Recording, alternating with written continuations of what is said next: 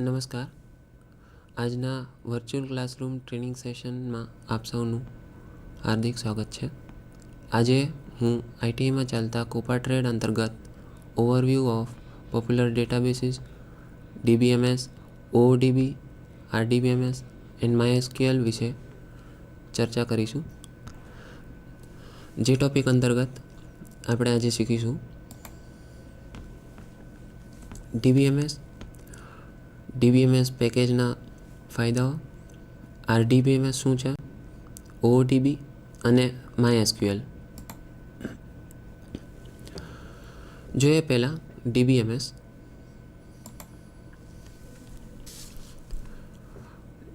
ડીબીએમએસનું પૂરું નામ database management system છે. ઘણી વખત અનેક પ્રકારની માહિતીનો સંગ્રહ કરવાની જરૂર પડતી હોય છે. આ માહિતીમાં થોડા સમયે ઉમેરો કે સુધારો કરવો પડતો હોય છે અને જરૂરિયાત મુજબ માહિતીનો ઉપયોગ પણ કરવો પડે છે. જો વધુ માહિતી હોય તો તેને વ્યવસ્થિત રીતે ગોઠવવી જરૂરી છે, જેથી જ્યારે તે માહિતી જોઈતી હોય ત્યારે સરળતાથી મળી શકે. કમ્પ્યુટર ક્ષેત્રે માહિતીને ડેટા તરીકે ઓળખવામાં આવે છે.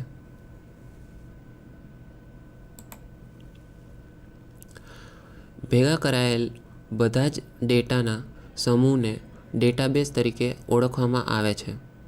આમ, ઉપર મુજબનું કાર્ય જે પ્રોગ્રામ દ્વારા કરવામાં આવે છે તેને ડેટાબેઝ મેનેજમેન્ટ સિસ્ટમ તરીકે ઓળખવામાં આવે છે.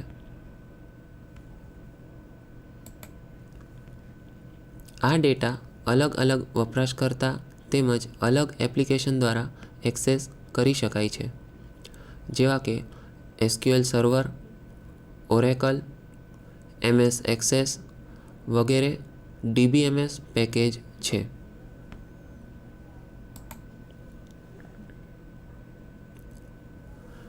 ડીબીએમએસ પેકેજના ફાયદા.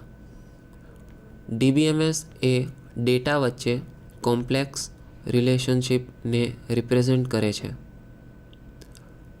ડેટાની રિડન્ડન્સી એટલે કે અનાવશ્યકતા અથવા બિનજરૂરીપણું પર કંટ્રોલ રાખે છે.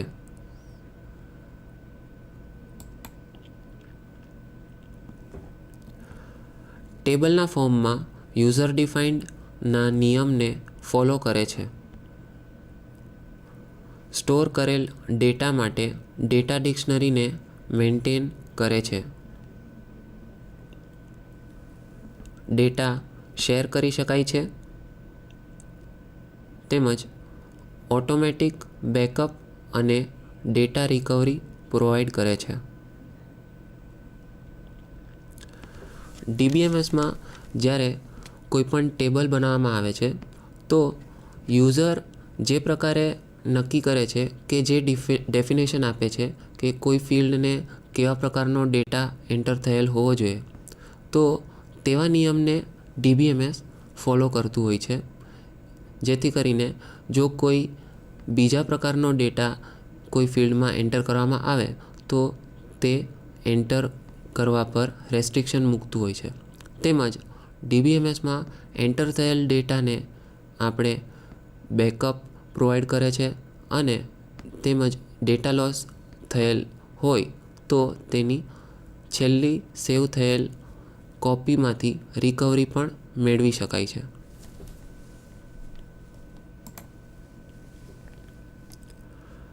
ત્યારબાદનો ટોપિક છે આરડીબીએમએસ. આરડીબીએમએસનું પૂરું નામ રિલેશનલ ડેટાબેઝ મેનેજમેન્ટ સિસ્ટમ છે.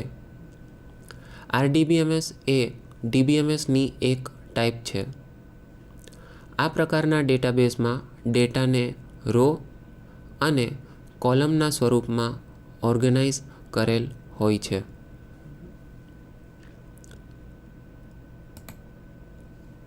જેમાં ટેબલને રિલેશન તરીકે રેફર કરવામાં આવે છે, જ્યાં રો અને કોલમને એટ્રીબ્યુટ તરીકે ઓળખવામાં આવે છે.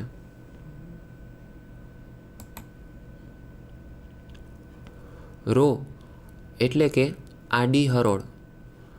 ટેબલમાં આવેલ આડી લાઇનને રો કહેવામાં આવે છે. કોલમ એટલે કે ઊભી હરોળ.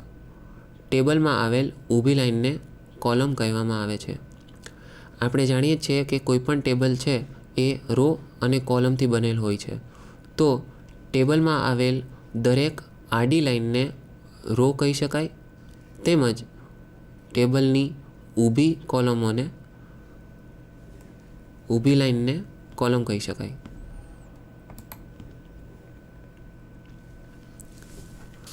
ત્યારબાદનું છે ટેબલ. ડેટાબેઝના સંદર્ભમાં માહિતીને ટેબલ સ્વરૂપે રજૂ કરવામાં આવે છે, જેમાં રો તથા કોલમ આવેલી હોય છે. પછી રેકોર્ડ. ડેટાબેઝમાં ટેબલની રોને રેકોર્ડ કહેવામાં આવે છે, જે એક અથવા વધુ ફિલ્ડ ધરાવે છે.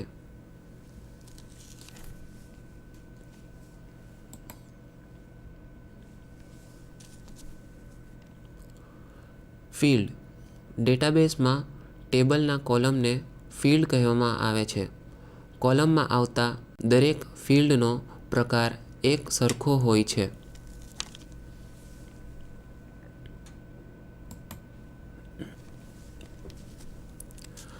નલ. નલ એ વેલ્યુ દર્શાવવા ઉપયોગમાં લેવામાં આવે છે. એવી વેલ્યુ કે જે ખબર ન હોય અથવા ખૂટતી હોય. નલ એ શૂન્ય કે ખાલી જગ્યા નથી દર્શાવતું. ટેબલ બનાવતી વખતે જ્યારે યુઝર એવા પ્રકારની વેલ્યુ ડિફાઇન કરે કે તે ફિલ્ડમાં કોઈ પણ વ્યક્તિ ખાલી જગ્યા ન રાખી શકે, તો તેવા સમયે જો કોઈ ડેટા કોઈ વ્યક્તિ પાસે કે કોઈ યુઝર પાસે અવેલેબલ ના હોય, ત્યારે તે શૂન્ય આપવો તે યોગ્ય નથી હોતું. તો તે સમયે નલ વેલ્યુ આપવી પડતી હોય છે.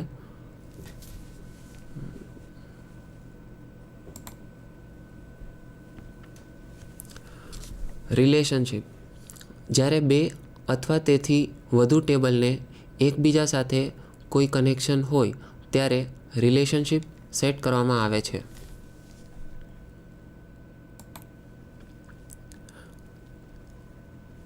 બે કે તેથી વધુ ટેબલ સાથે રિલેશનશિપ સેટ કરવા પ્રાઇમરી કી અને ફોરેન કી વડે કરી શકશો. કોઈપણ ટેબલ છે કે જેમાં એક કોલમ કોમન છે અને તેના બીજા બધા ફિલ્ડ જુદા પ્રકારના હોય, તો જે સેમ કોમન કોલમ છે તે બંને ટેબલની કોમન કોલમને વચ્ચે પ્રાઇમરી કી અને ફોરેન કી વડે તમે રિલેશનશિપ સેટ કરી શકો છો. રિલેશનશિપ સેટ કરવા તમારે ટેબલની કોલમમાં કી સેટ કરવી પડે છે. ટેબલ કી નીચે મુજબની હોય છે. પહેલી છે યુનિક કી, પ્રાઇમરી કી અને ફોરેન કી.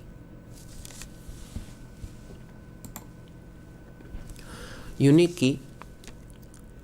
આ કી એક અથવા તેથી વધુ કોલમને આપી શકાય છે. જે કોલમમાં આ કી આપી હોય તે કોલમમાં કોઈ વેલ્યુ રિપીટ થવી જોઈએ નહીં. તે કોલમમાં નલ વેલ્યુ આપી શકાશે. ધારો કે તમારે કોઈ એવું ટેબલ છે કે જે ફિલ્ડમાં તમારે કોઈ પણ વેલ્યુ ખાલી ન હોવી જોઈએ અથવા તો યુનિક હોવી જોઈએ. તો તે સમયે તમે તે ફિલ્ડને યુનિક કી આપી શકો. યુનિક કી આપવાથી તમારી કોલમની અંદરની કોઈ પણ વેલ્યુ ડુપ્લિકેટ થશે નહીં, એટલે કે રિપીટ નહીં થઈ શકે. તેમજ જો તમારે કોઈપણ ફિલ્ડમાં વેલ્યુ આપવી નથી, તો તમે નલ વેલ્યુ આપી તે ફિલ્ડની અંદર ડેટા ઇનપુટ કરી શકો છો. ત્યારબાદ પ્રાઇમરી કી. આ કી જે કોલમમાં આપી હશે તેમાં વેલ્યુ યુનિક હોવી જોઈએ અને નલ વેલ્યુ ન આપી શકાય. પ્રાઇમરી કી એવી કોલમને આપવાની હોય કે જે કોલમમાં વેલ્યુ રિપીટ ન થતી હોય તેમજ કોઈ પણ વેલ્યુ ખાલી ન રહેતી હોય, તો તેવી કોલમને પ્રાઇમરી કી આપી શકાય છે.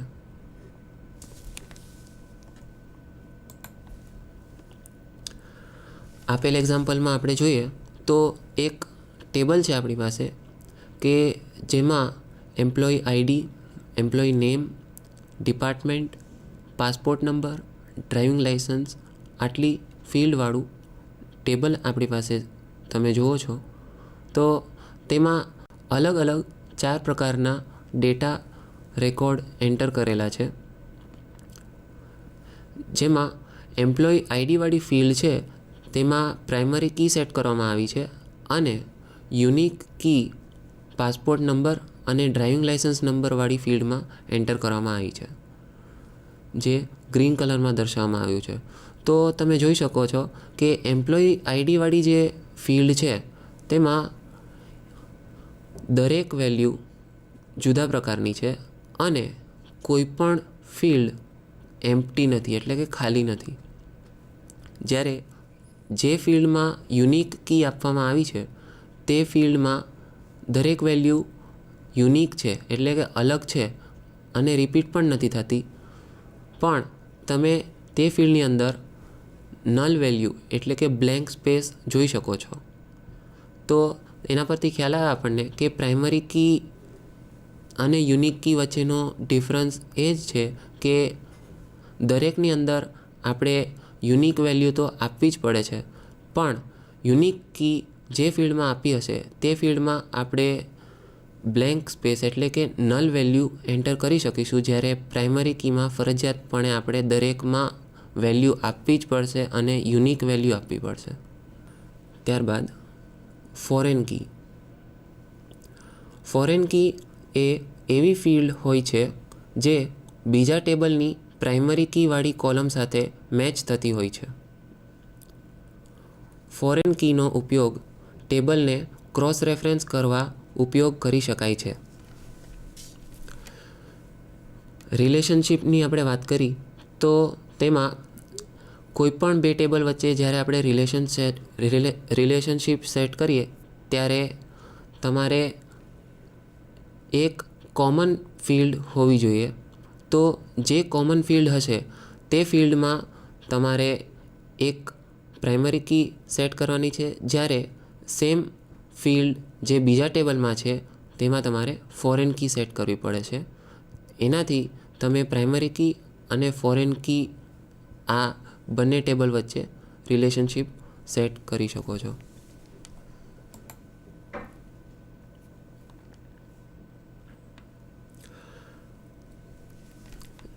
તમે જે ટેબલ જોઈ રહ્યા છો સ્ક્રીન પર તેમાં 3 ટેબલ છે.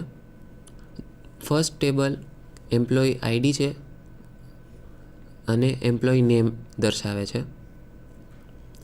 એના પછીનું ટેબલ છે તે ડિપાર્ટમેન્ટ કોડ અને ડિપાર્ટમેન્ટ નેમ દર્શાવી રહ્યું છે. આ બંનેના કોમ્બિનેશનવાળું ત્રીજું ટેબલ એક છે જેમાં employee ID, department code, designation, age, sex, marital status આટલી વેલ્યુ બતાવે છે. તો એમ્પ્લોયી આઈડીનો રેફરન્સ તમે જોઈ શકો છો, તો એ કયા ટેબલમાંથી આવે છે તે એરો કરીને દર્શાવવામાં આવ્યું છે, બરાબર. અને ડિપાર્ટમેન્ટ કોડ ડિપાર્ટમેન્ટની ડિટેલવાળા ટેબલમાંથી ફેચ કરવામાં આવ્યું છે. તો બંને ટેબલ જુદા જુદા પ્રકારના છે અને બંનેના ડેટા અલગ પ્રકારે આવી રહ્યો છે. જે ટેબલને ક્રીમ કલર આપવામાં આવ્યો છે તે ફિલ્ડ ડિપાર્ટમેન્ટ કોડમાં ફોરેન કી સેટ કરવામાં આવી છે અને જે ઇન્ડિવિજ્યુઅલ ટેબલ છે એમ્પ્લોયી ડિટેલવાળું અને ડિપાર્ટમેન્ટ ડિટેલવાળું ટેબલ, આ બંને ટેબલમાં બ્લુ કલરથી પ્રાઇમરી કી સેટ કરવામાં આવી છે કે જેથી કરીને બંને પ્રાઇમરી કી ત્રીજા ટેબલમાં ફોરેન કી સાથે રિલેશનશિપ સેટ કરીને મૂકી શકાય છે.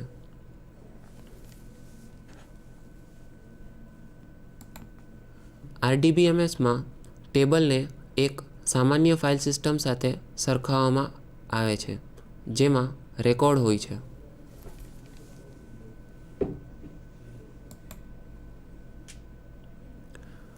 રેકોર્ડ એ રો છે અને ફિલ્ડ્સ કોલમ છે, જેમાં રેકોર્ડને ટપલ્સ અને ફિલ્ડને એટ્રીબ્યુટ કહે છે. દરેક ટપલમાં તે એટ્રીબ્યુટ માટેની કિંમત હોય છે. RDBMSની અંદર ટર્મ્સ જે છે એ રો અને કોલમ્સના ચેન્જ કરવામાં આવ્યા છે કે જુદા પ્રકારે તેને કહેવાય છે કે રેકોર્ડ હોય તે રો કહેવાય છે અને કોલમને એટ્રીબ્યુટ કહેવામાં આવે છે.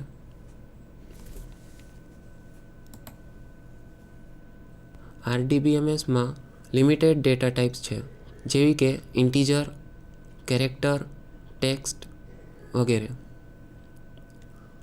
ટેબલના ફોર્મમાં ઓર્ગેનાઇઝ્ડ કરેલ ડેટાને સ્ટોર તેમજ રિટ્રાઈવ કરવા માટેનું સોફ્ટવેર પેકેજ એટલે RDBMS.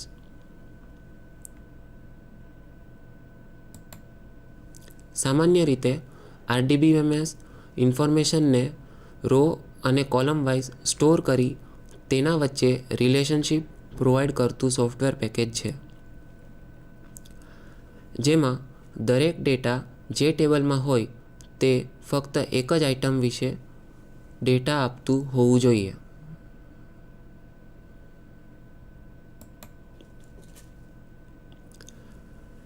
દરેક કોલમમાં ડેટા એ સમાન ડેટા ટાઈપ ધરાવતો હોવો જોઈએ. દરેક રો અલગ હોવી જોઈએ નહીં.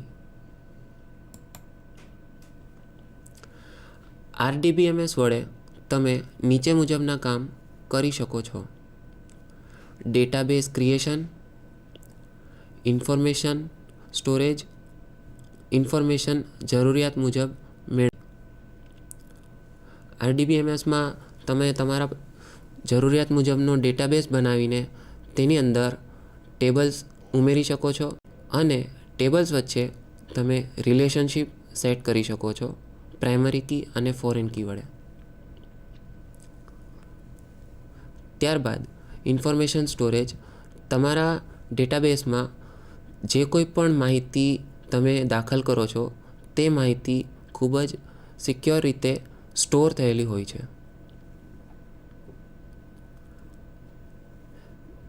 પછી ઇન્ફોર્મેશન જરૂરિયાત મુજબ મેળવવી.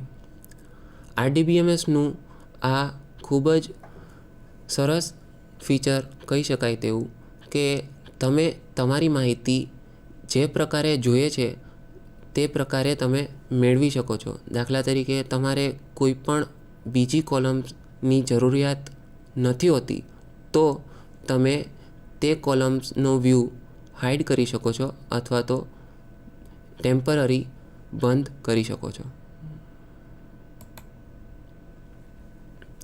ત્યારબાદ ઇન્ફોર્મેશન મેનેજમેન્ટ, ઇન્ફોર્મેશન એનાલિસિસ અને ઇન્ફોર્મેશનને પ્રિન્ટ અને શેર કરવી.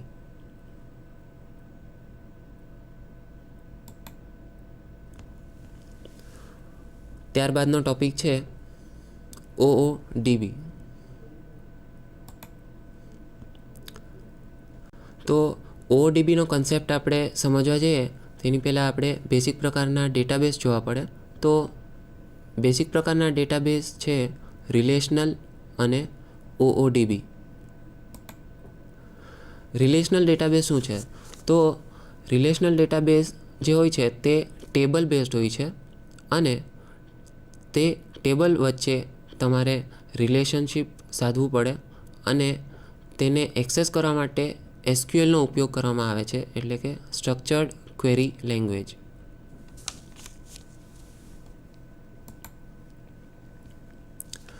સ્ક્રીન પર તમે જોઈ શકો છો તો 3 ટેબલ તમને ડિસ્પ્લે કરવામાં આવે છે જે બુક્સની અને તેના ઓથર્સની માહિતી ડિસ્પ્લે કરે છે.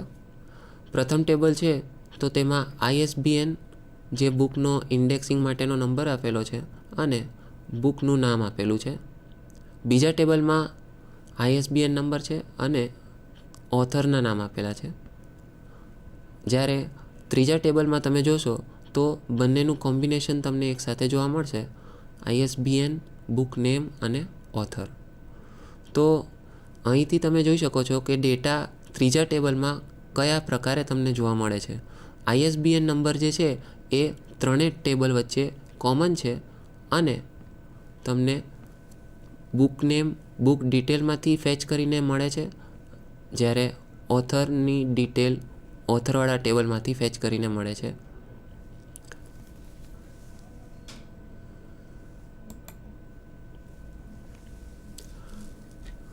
OODBની વાત કરીએ તો OODB જે છે તે ઓબ્જેક્ટ ઓરિએન્ટેડ ડેટાબેઝ છે અને દરેક વસ્તુ તે ઓબ્જેક્ટ બેઝડ લે છે. ઓબ્જેક્ટ વડે રિલેશનશિપ સેટ કરે છે અને તેને એક્સેસ કરવા માટે હાઈ લેવલ લેંગ્વેજનો ઉપયોગ કરવામાં આવે છે.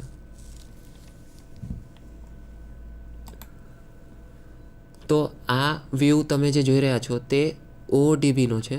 OODB કોઈ પણ ડેટા છે તે આ રીતે એક્સેસ કરે છે. તે આખા રેકોર્ડને એક ઓબ્જેક્ટની જેમ ગણે છે. તો પેલી આકૃતિમાં તમે જુઓ છો તો ISBN નંબર જે આપણે ટેબલ ફોર્મેટમાં જોતા હતા RDBમાં તે આપણને અહીંયા એક આખા ઓબ્જેક્ટ તરીકે જોવા મળે છે. ISBN નંબર, બુકનું નામ અને ઓથરનું નામ. તે જ રીતે બીજા ઓબ્જેક્ટમાં બીજી ડિટેલ.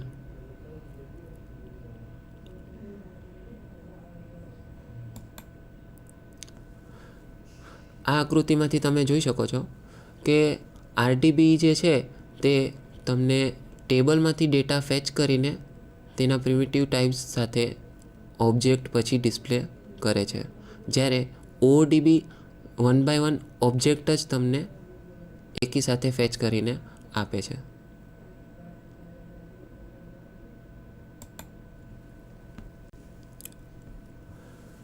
હવે પછીનો ટોપિક છે MySQL.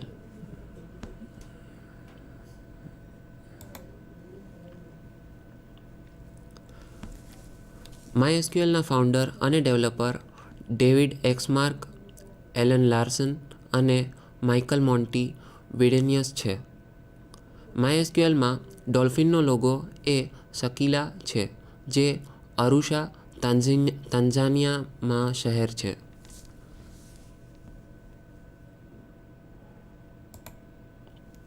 MySQL એ એક રિલેશનલ ડેટાબેઝ મેનેજમેન્ટ સિસ્ટમ છે.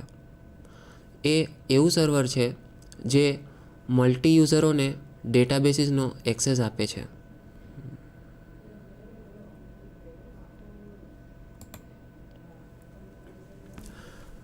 વેબ સ્ટેકમાં ખૂબ જ પ્રચલિત એવું AMPમાં M એટલે MySQL.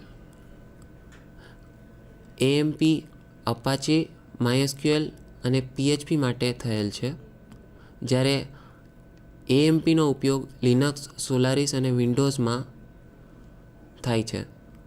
લિનક્સમાં LAMP એટલે કે LAMP થાય છે, સોલારિસમાં SAMP અને તેમજ વિન્ડોઝમાં WAMP એટલે કે WAMPના રૂપમાં થાય છે.